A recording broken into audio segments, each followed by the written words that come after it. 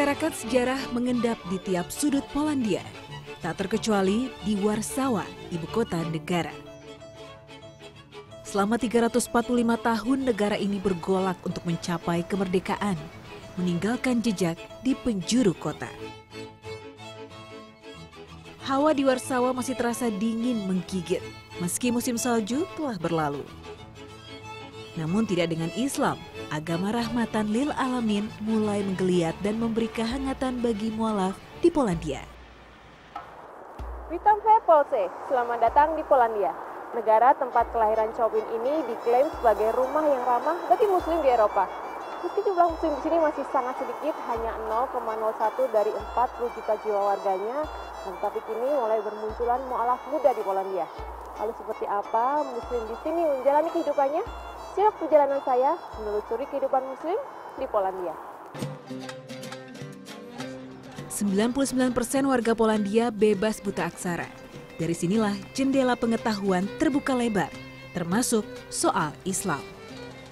Dibarengi dengan luasnya toleransi agama, membuat Islam punya ruang untuk bernyawa. Salah satu warga asli Polandia yang bersentuhan dengan Islam melalui literatur adalah Joanna. Semakin dalam ia membaca, semakin hatinya tertambat pada Islam. Padahal usianya kala itu baru 15 tahun. We had like few lessons at school, at history classes about Islamic empire and beginning of Islam and stuff.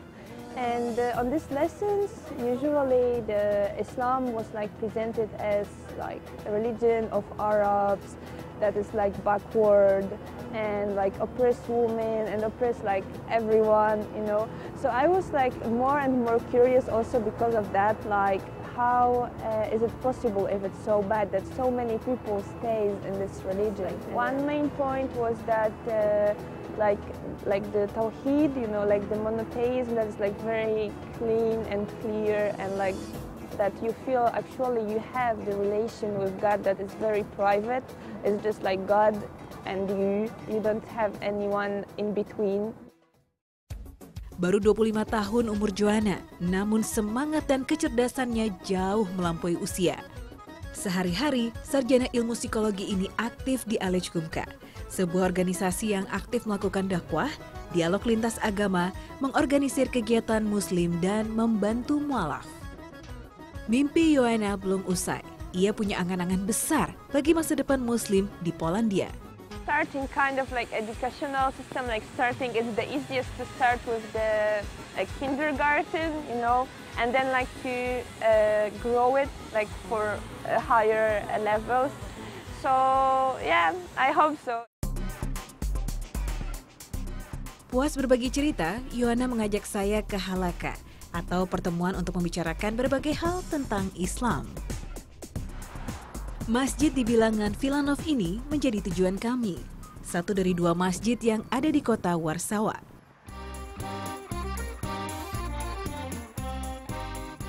Sebuah villa yang kemudian diubah fungsinya menjadi masjid.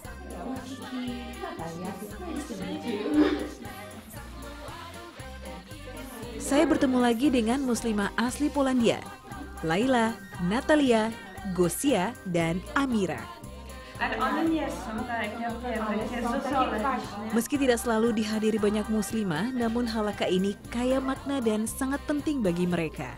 Meski jumlah muslim di sini sangat sedikit, tapi mereka terhitung cukup solid. Seperti para muslimah ini, mereka membuat agenda 1 minggu sekali untuk bertemu.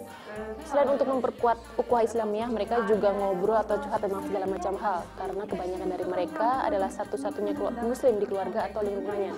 Jadi di sini mereka bisa bicara lebih terbuka dengan keluarga baru mereka.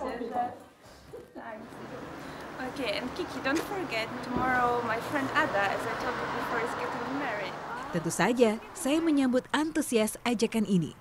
Cerita baru telah menanti di depan saya.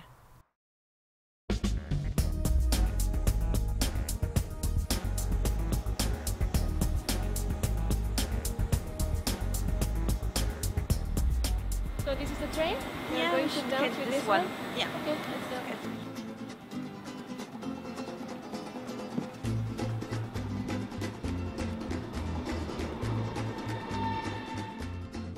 Nah, sekarang saya sama Yonas menuju ke Gedang, kota tempat Adriana, sahabat Joanna yang akan menikah hari ini tinggal. Adriana Joanna sudah cukup lama berteman, sekitar 3-4 tahun ketika mereka sama-sama kuliah di kota Gedang. Jadi meskipun jarak antara Warsaw, tempat Joanna tinggal, dan Gedang cukup jauh, sekitar 400 km, tapi Joanna meluangkan waktunya untuk bisa menghadiri hari bahagia sahabatnya. Dengan kereta cepat ini, kami hanya membutuhkan 3 jam untuk sampai di tujuan. Tidak terasa lama karena teman seperjalanan yang menyenangkan. Joanna, you took public transportation a lot, like train and bus, and you wearing hijab. Are there many people who staring at you, or sometimes say bad things or do something bad to you? I think still like it's more with like curiosity, you know, like there are not many people who would say something bad to you or like treat you bad. They are more like curious and they just want to know like where are you from maybe. Then they are curious how it happened, like you are Polish, you know, and you're like a Muslim. Hijab tidak menjadi batasan baginya, justru menjadi jembatan untuk mengenalkan Islam. Akhirnya kami sampai di kota di ujung utara Polandia, Gdańsk. Inilah Adriana, perempuan yang paling berbahagia hari ini. Dibantu sahabat-sahabat terdekatnya, ia menyiapkan diri untuk hari besarnya.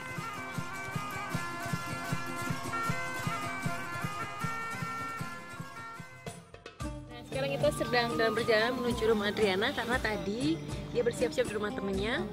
Dan sekarang kita berjalan menuju rumahnya karena pengantin pria sudah menanti di sana. Tidak banyak persiapan yang harus dilakukan karena Adriana hanya mengadakan acara kecil dan sederhana untuk pernikahannya. Restu dari kedua orang tua dengan dikelilingi kerabat dekat jauh lebih penting.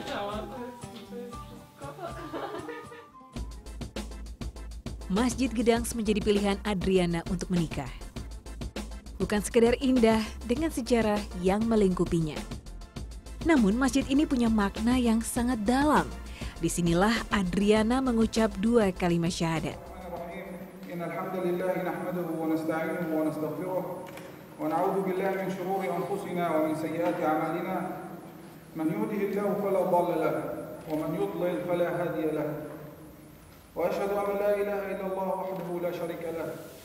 أنا عقدت هذه العقد النكاح على أمر الله وسنة رسول الله. Perasaan haru menyelimuti. Di tempat ini sepasang manusia akan mengikat janji suci menyatukan 2 hati. Lebih dari itu, berbagai keyakinan juga menyatu di sini dengan damai. Meski berbeda agama dengan kedua orang tua dan mayoritas karibnya, namun mereka bisa saling menghargai dan hidup dalam damai. Sungguh indah sebuah keberagaman. La ilaha illallah al-halimul karim. Subhanallah rabbil arsyil azim. La ilaha illallah Allahu akbar. Muhammad Rasulullah. Alhamdulillah, ijab kabul antara Adriana dan suaminya baru saja berjalan dengan lancar dan kini mereka sedang mendapatkan ucapan selamat dari teman dan juga sahabat-sahabat terdekatnya.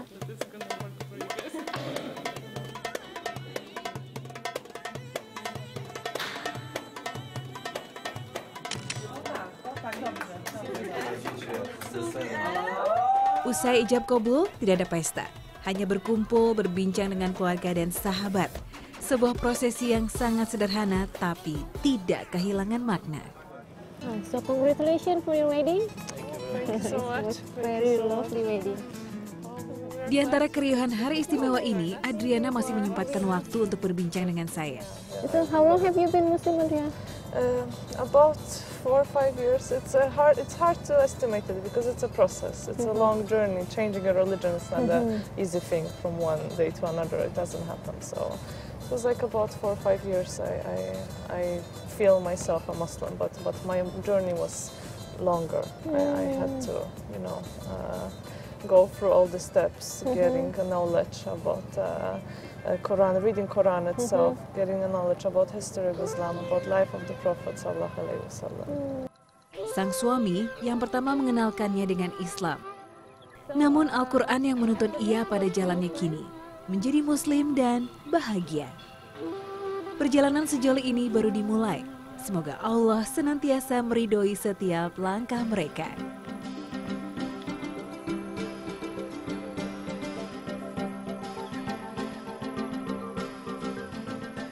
Selagi di Kota Gedangs, Yohana mengajak saya untuk mengulik sejarah tentang Islam yang tersimpan di sini.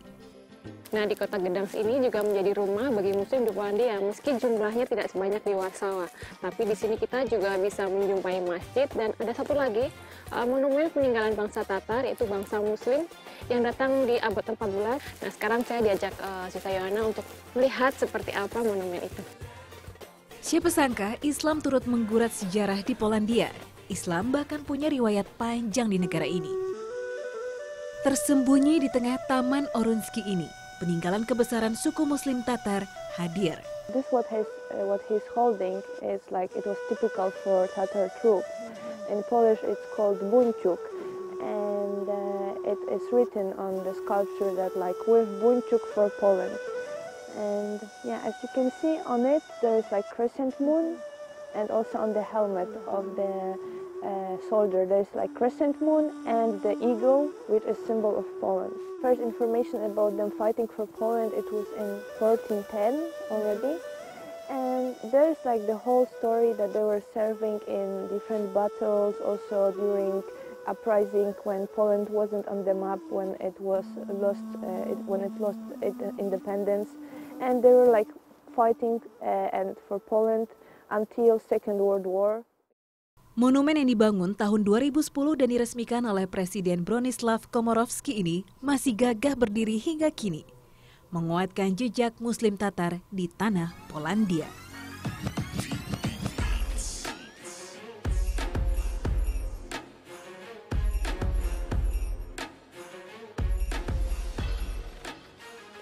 Okay, Yohana, thank you very much for everything, for sharing a story, for taking me around the city. Yeah, there's nothing to thank for, and I will be waiting for the news from Indonesia. Sure. Yeah.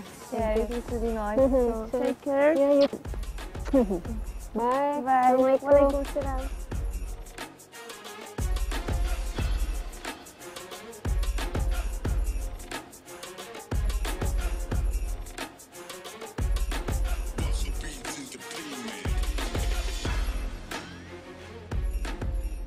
Setelah ini saya akan melanjutkan perjalanan ke kota di bagian barat Polandia, yaitu Poznan. Di sana saya akan bertemu lagi dengan seorang mualaf asli Polandia. Namun berbeda kondisinya dengan di Warsaw dan juga Gdansk, di mana Muslim lebih terbuka dengan keislamannya. Di Poznan situasinya berbeda karena masih banyak stigma negatif dan juga prasangka yang melekat pada Islam.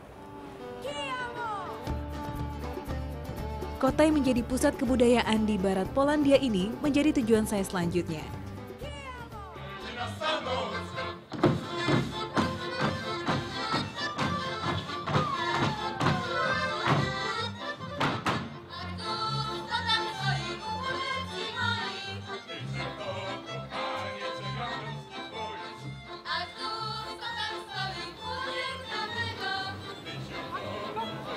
Suasana Poznan sangat meriah hari ini. Ada perayaan Kaziuki, tradisi dari Lituania untuk memperingati kematian Saint Casimir, Raja Lituania. Lituania memang pernah menjadi bagian dari Polandia sebelum dipisahkan pada akhir abad 18.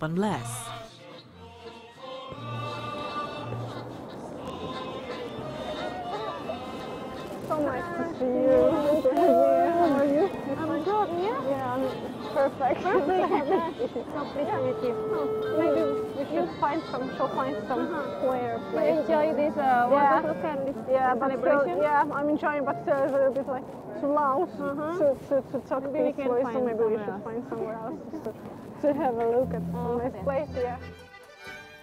Energik dan cerdas. Kesan pertama yang saya tangkap dari perempuan 34 tahun ini. Matanya selalu berbinar, cerminan hatinya yang bahagia. Setahun sudah ia menyandang status sebagai Muslim. Oh, it's very cold here. So, Martina, how's your life now after being Muslim here in Poznan? First of all, I have to, as I've mentioned, my personal life has become much more stable. I'm calm, I'm happy. I'm 1000% sure that my decision was right, and I will stick to that. What actually from Islam that really took your heart? I think it's the close relation to the God Himself. I mean, the feeling that anything you are doing in your life makes you one step closer to the God. Which means your lifestyle and your religious life are not separated from each other. Which means that anything you do in your life is a kind of religious act, because it is all about the intention of what you are doing. Yeah, we have to admit it is difficult to be a Muslim in today's Europe, which means that we have to be aware of some possible dangers. We have to be aware of the fact that people have many deep-rooted prejudices about us. Just like you mentioned before that in the bus, that somebody pray in the bus. There are some stories that, for example, when someone starts to pray in a train or like public transport, people call the police because someone has said Allahu Akbar, which means they are like for sure preparing some attack or something, because there are some films which show people like preparing to bomb attack like this, because you know what I mean.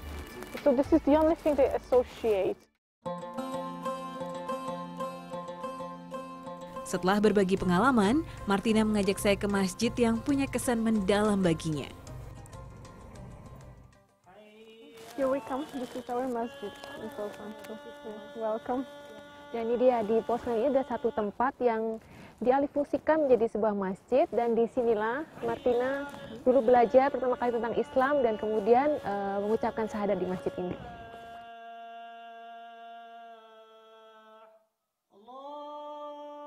Pada hari-hari selain Jumat, masjid ini sangat sepi. Meski demikian, saya beruntung masih bisa mendengar lantunan azan di satu-satunya masjid di kota ini.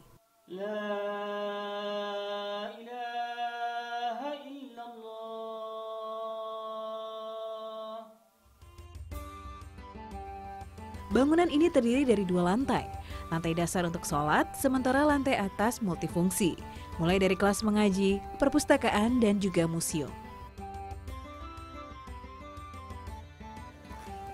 So this is it.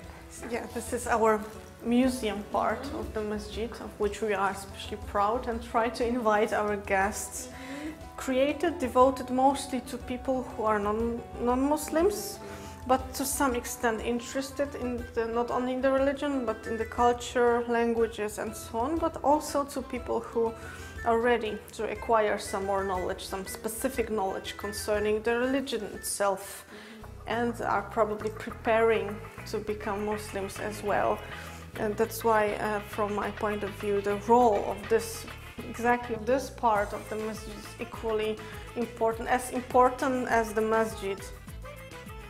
Nah, jadi di masjid ini selain menjadi tempat ibadah, tapi juga menjadi pusat kebudayaan Islam. Seperti kita lihat, ada museum yang menyediakan koleksi-koleksi barang dari Maroko dan negara-negara Islam lain. Di sini juga ada perpustakaan, dan ada juga kelas religi yang terbuka bagi Muslim dan juga non-Muslim yang ingin belajar lebih tentang Islam. Betul, Martina? Ya. Betul.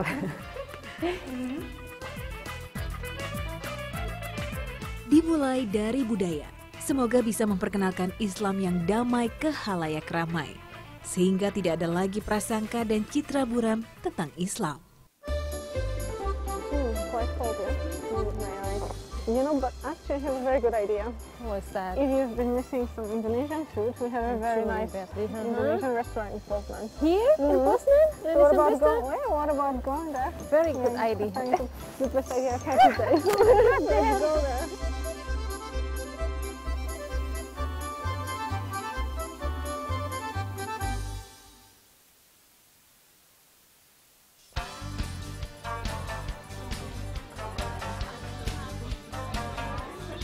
Menemukan makanan Indonesia di Polandia memang bagai menjumpai oase. So what we have here, so many. Have you tried Indonesian food before? Yeah, some of it. And then what would you like to taste now? This one, noodle. Like a seafood with there's like a rice version as well, so maybe I could try this one. Oh yeah, you Fried rice with Or have you ever tried this one? This one? It's very popular in Indonesia. Bakso, yeah. Okay, sit. We can sit and start to order. Warung ini dikelola oleh warga Indonesia yang menikah dengan warga asli Polandia. Tidak hanya warga Indonesia yang tertarik, warga asli juga sangat antusias dengan keberadaan tempat ini. Masakan kaya rempah khas Indonesia memang bisa membuat lidah berbagai bangsa berdecak.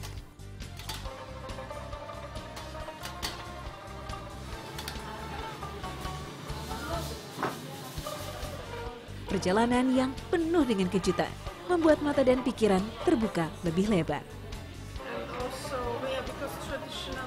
Meskipun jauh dari Indonesia, tapi saya merasa seperti di rumah karena saya bisa bertemu dengan saudara Muslim di negeri yang sangat jauh dan juga bisa merasakan masakan Indonesia di sini.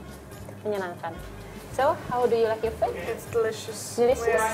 I've been really enjoying my time here. So I'm sure I will be back Back here. someday. Yeah.